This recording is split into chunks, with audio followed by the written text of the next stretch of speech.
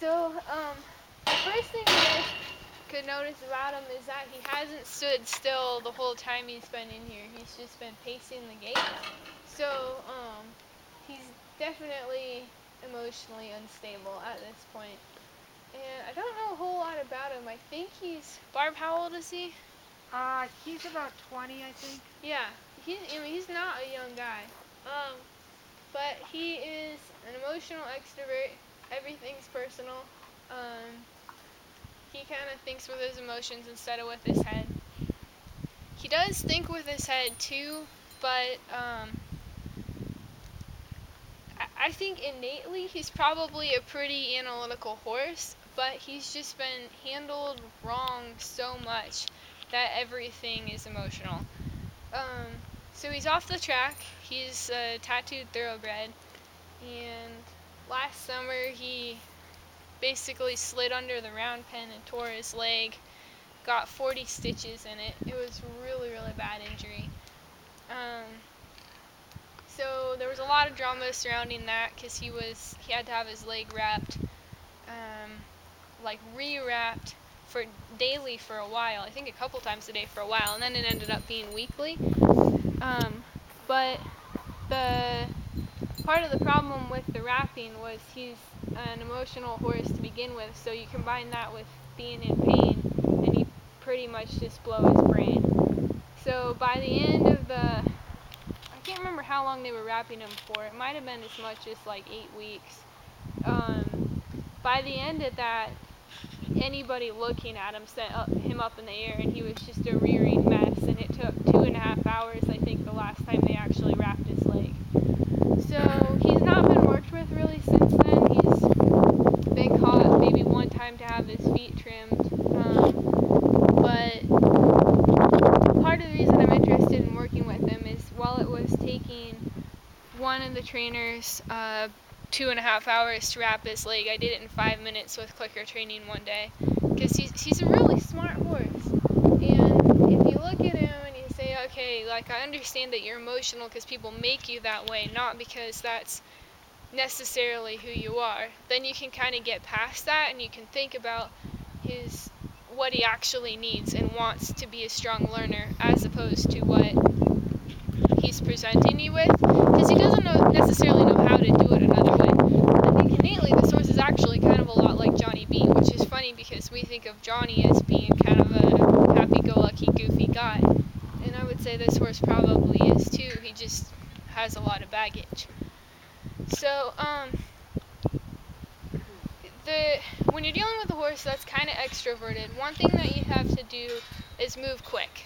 If you're working with a horse that's an introverted horse, moving slowly and putting the ball back in their court all the time builds trust.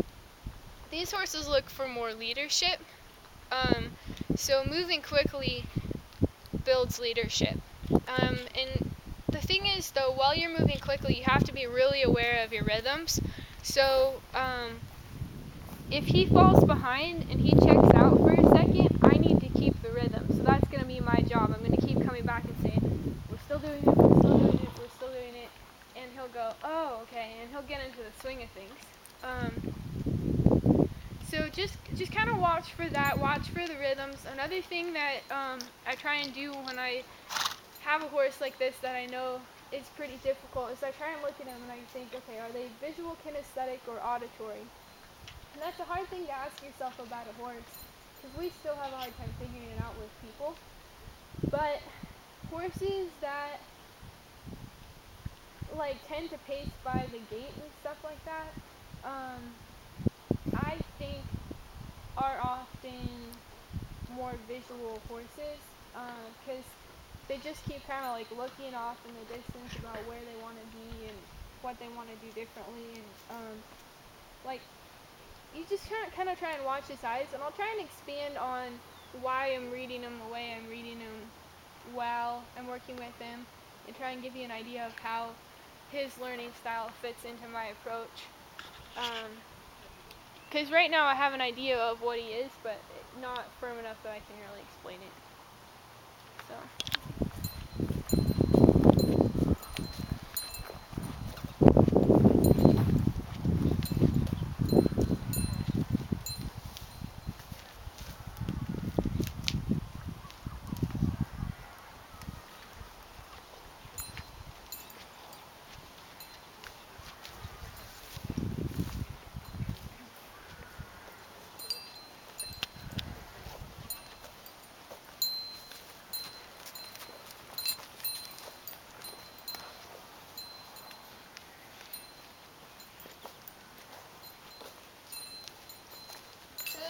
thing that I want to know is just which side of me he's more interested in.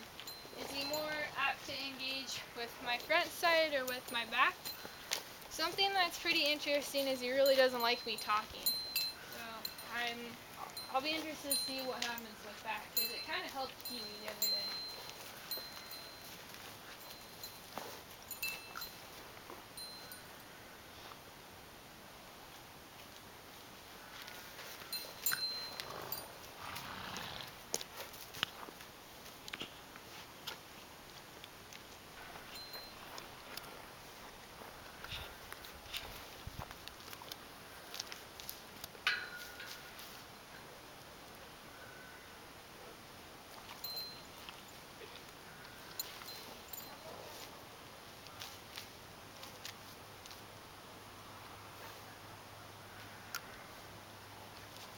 So I was pretty interested by the fact that I just clicked him once for looking at me, and then he thought about it and came right over.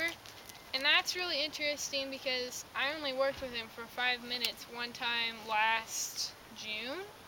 So that's a pretty dang good memory, which probably explains why he's so hard, because he remembers probably every bad thing that's ever happened to him and sees it coming from a long distance. There's also a chance he's been listening to the other horses getting clicked in the pasture and has learned from that. I'm amazed at, I'll go work with a horse who's I've never had do any targeting, any clicker training whatsoever, but it's been watching me work with other horses for a couple months, and it comes out and goes right after the target stick. I mean, it sees it and it's just like on it. And that just surprises me, because people often say that animals aren't very good observational learners, but they definitely are. Because I just taught a horse to target the other day, and usually it takes months, as you guys well know, to get him to actually trot after the target stick. 6 clicks. That's all it took, and she was trotting right after it in the snow, so it was slick ground. I just couldn't believe it.